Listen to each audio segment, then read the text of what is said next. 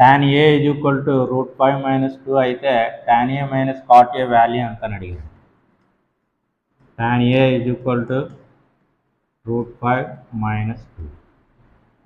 cot a is equal to 1 by tan a.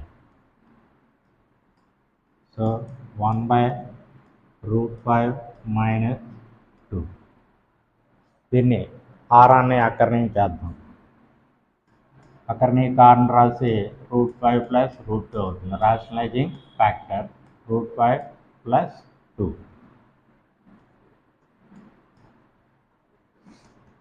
√5 plus 2 by √5 whole square minus 2 whole square.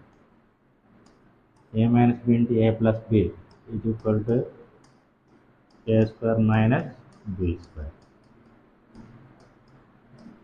So √5 plus 2 by √k square ki cancel the 5, 2 square ante 4.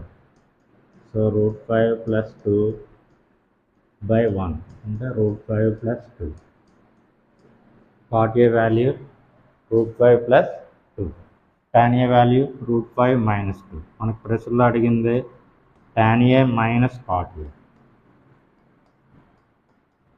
tan a value √5 minus 2 minus cot a value √5 plus 2. √5 minus 2 minus √5 minus 2. Minus √5 plus √5 get cancelled. Minus 2 minus 2 minus 4. So third option is the right answer. మేధా తన బ్యాగ్ను 300 రూపాయలకి అమ్మడం వలన 60 రూపాయలు నష్టం వచ్చింది. అయితే ఆ వస్తువును 15% లాభానికి అమ్మవలనన్న అమ్మకం వెల ఎంత అని అడిగారు. మేధా బ్యాగ్ను మొదట అమ్మిన వెల selling price is equal to 300 rupees. నష్టము లాస్ వచ్చేసరికి 60 రూపాయలు. సో మేధా ఆ బ్యాగ్ను కొన్న వెల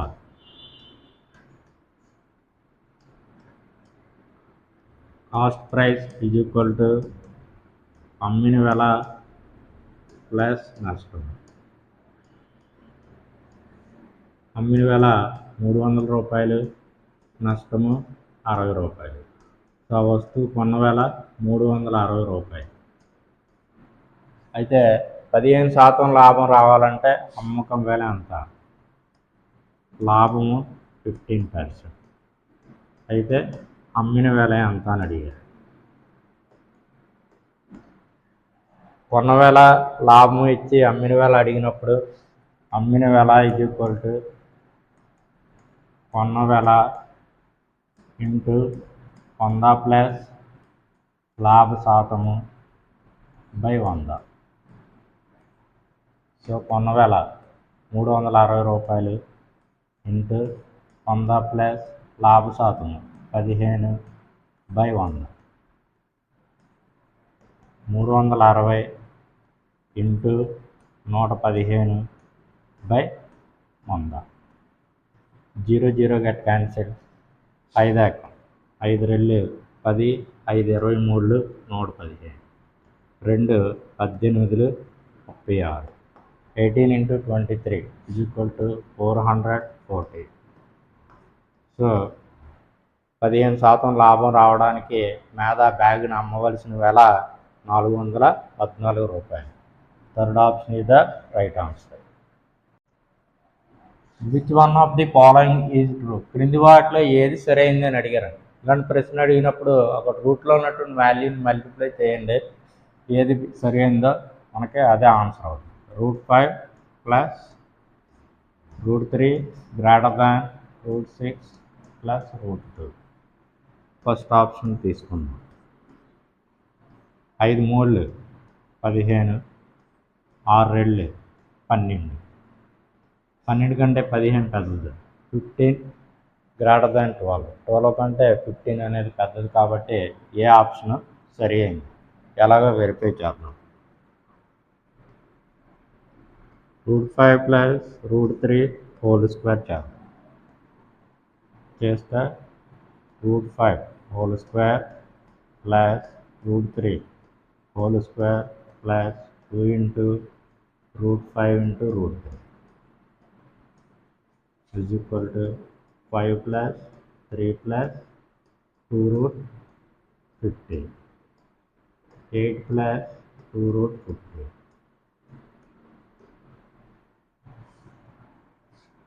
√6 plus √2 హోల్ స్క్వేర్ చేద్దాం √6 హోల్ స్క్వేర్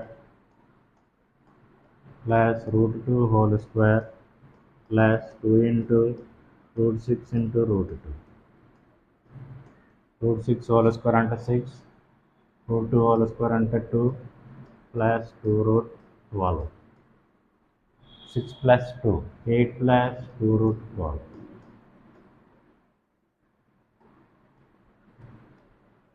8 ప్లస్ 2√15 8 ప్లస్ 2√12లో 8 ప్లస్ 2√15 అనేది పెద్దది కాబట్టి ఏ ఆప్షన్ సరైనది 4 నాణేలను ఒకేసారి ఎగరవేస్తే ఏర్పడు శాంపిల్ ఆవరణ ఎంత అని అడిగారండి n నాణాలు లేదా ఒక నాణాన్ని n టైమ్స్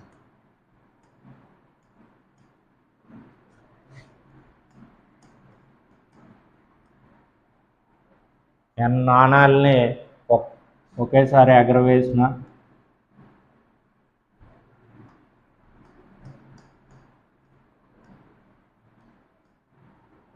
ఒక నాణాన్ని n టైమ్స్ ఎగరవేసిన శాంపిల్ ఆవరణము 2/n అవుతుంది n నాణాలను ఒకేసారి ఎగరవేసిన శాంపిల్ ఆవరణం 2/n ఒక నాణాన్ని n సార్లు ఎగరవేసిన శాంపిల్ ఆవరణము 2/n మనకి ఇక్కడ 4 నాణాలనే ఒకేసారి ఎగరవేశారు అంటే శాంపిల్ ఆవరణము 2/4 2/4 అంటే 16 సో 4 నాణాలు ఒకేసారి ఎగరవేసినప్పుడు ఏర్పడే శాంపిల్ ఆవరణము 16 4th option is the right answer త్రిభుజం ఏబిసిలో ఏడి మధ్యగత రేఖ జి గురుత్వకేంద్రం ఏజీ = 12.5 సెంటీమీటర్స్ అయితే ఏడి కొలత ఎంత అని అడిగారు త్రిభుజం ఏబిసిలో ఏడి మధ్యగత రేఖ త్రిభుజ మధ్యగత రేఖల మిలిత బిందువుని మనము గురుత్వకేంద్రం జి అంటాం ఏడి బిఈ సిఎఫ్లు అనేవి మధ్యగత రేఖలు మధ్యగత రేఖల యొక్క మిలిత బిందువు జి గురుత్వకేంద్రం అంటాం గురుత్వకేంద్రం జి ప్రతి మధ్యగత రేఖను 2:1 నిష్పత్తిలో విభజిస్తుంది అంటే ఏజీ జీడి = 2:1 మధ్యగత రేఖను గురుత్వకేంద్రం జి 2:1 రేషియోలో విభజిస్తుంది AD length AD = AG plus GD అంటే 3 parts =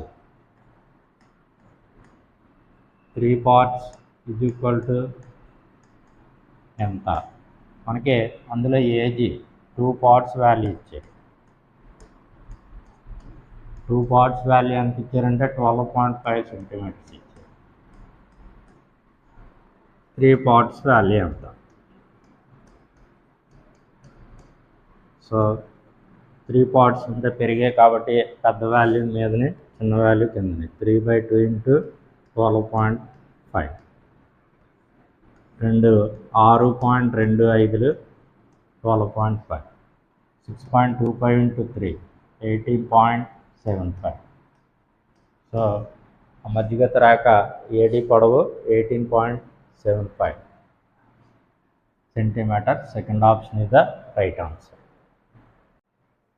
ఒక ఘనం యొక్క భుజాన్ని సగం చేసినప్పుడు ఘనపరిమాణం ఆ ఘనం యొక్క అసలు ఘనపరిమాణానికి ఎన్ని రెట్లు తగ్గుతుంది అని అడిగారు ఘనం యొక్క భుజము ఘనపరిమాణం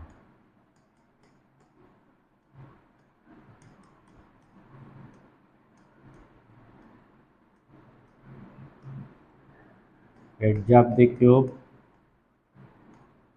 వాల్యూమ్ ఆఫ్ ది క్యూబ్. ఘనం యొక్క ఎడ్జ్ లేదా భుజము ఏ అనుకున్నట్లయితే ఘనపరిమాణం ఏ క్యూబ్. ఏని n రెట్లు పెంచే అనుకో, n టైమ్స్ చేస్తే NA అవుతుంది. ఘనపరిమాణము n క్యూబ్ ఇంటూ ఏ క్యూబ్. అంటే ఘనం యొక్క భుజాన్ని n రెట్లు చేసినట్లయితే ఘనపరిమాణము n క్యూబ్ టైమ్స్ అవుతుంది.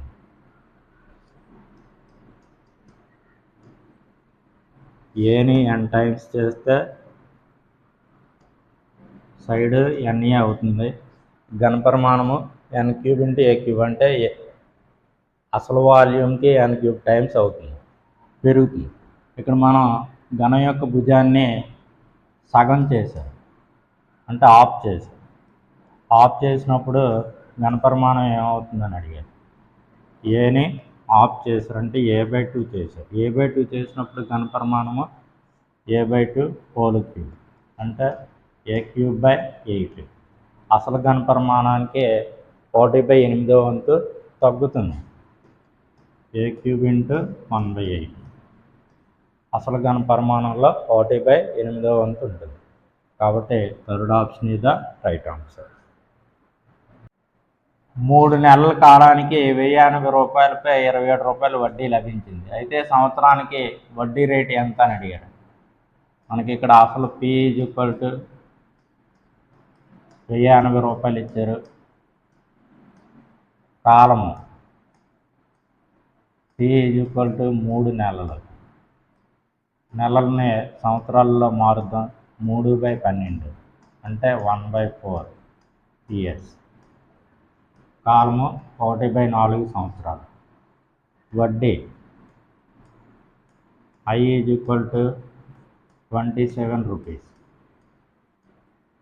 వడ్డీ రేటు R = ఎంత? సాధారణ వడ్డీ ప్రకారము I = PTR/100. సాధారణ వడ్డీ లేదా బార్ వడ్డీ ప్రకారము I = PTR/100. దీని నుంచి R = 100 × I/PT. వాల్యూలు సబ్స్టిట్యూట్ చేద్దాం. R = 100 × I 27 rupees, P 1080 × T 1/4. 0 0 gut cancel. 27 4లు 108. 4కి 4 క్యాన్సిల్ అయిపోయింది. So R = 10%. 3 నెలల కాలానికి ₹1080పై ₹27 వడ్డీ వస్తే సంవత్సరానికి వడ్డీ rate 10%. Fourth option is the right answer. X3339 అనే సంఖ్య 11చే భాగించబడితే X యొక్క ముఖ విలువ ఎంత అని అడిగారండి. ఈ ప్రశ్నకు సమాధానం చేయడానికి మనం ముందు 11 యొక్క భాజనీయత సూత్రాన్ని గుర్తు చేసుకుందాం.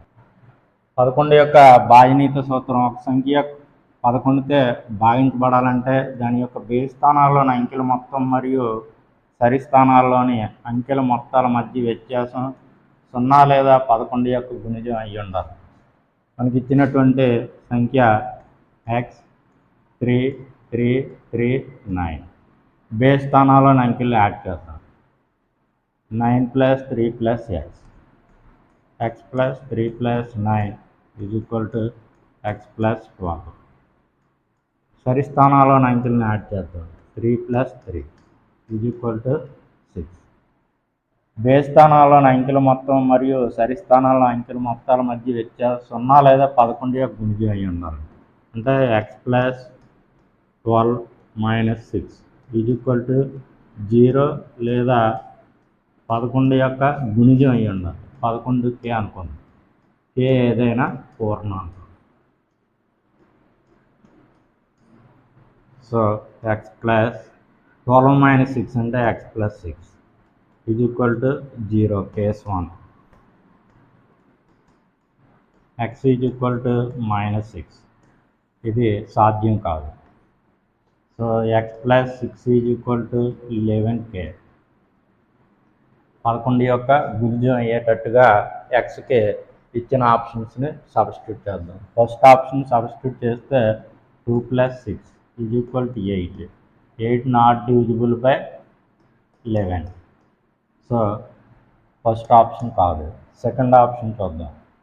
4 + 6 = 10. 10 not divisible by 11. So second option కూడా కాదు. థర్డ్ ఆప్షన్ చూద్దాం. 5 + 6 = 11. 11 divisible by 11. So x = 5. కాబట్టి x3339 అనే సంఖ్య 11చే భాగించబడితే x యొక్క మొక్క విలువ 5. Third option is the right answer. x √3080 plus √3080 plus √3080 plus up to infinity. Y √200 into √200 into √200 up to infinity. మరియు x plus y z అయితే √z into √z into √z value ఎంత అని అడిగారు. √a plus √a plus √a plus up to infinity ఉన్నప్పుడు ఏని 2 వరుస సంఖ్య లబ్ధంగా రాయగలిగినట్లయితే, అంటే n × n+1 అనే 2 వరుస సంఖ్య లబ్ధంగా రాయగలిగినట్లయితే x = n+1 అవుతుంది.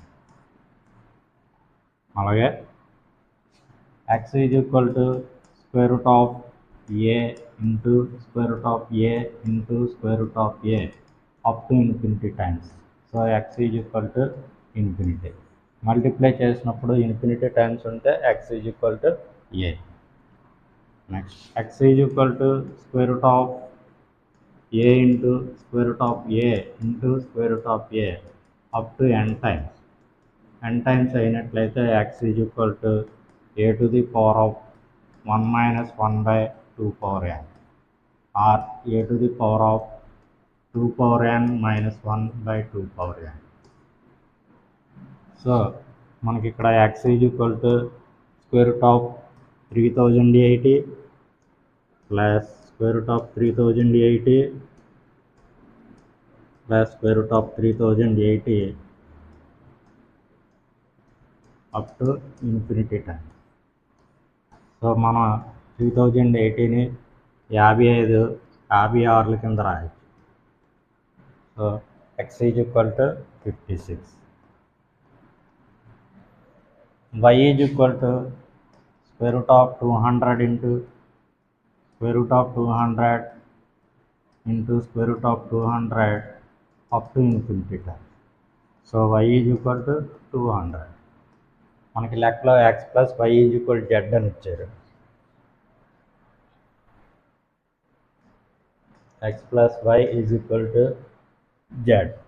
So 56 plus 200 = z.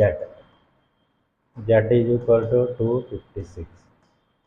z = 2⁸. మనకి ప్రశ్నలో అడిగింది √z into √z into √z. 3 times repeat అయిన స్క్వేర్ రూట్ కాబట్టి z⁻1 - 1/2³ సో z⁻1 - 1/8.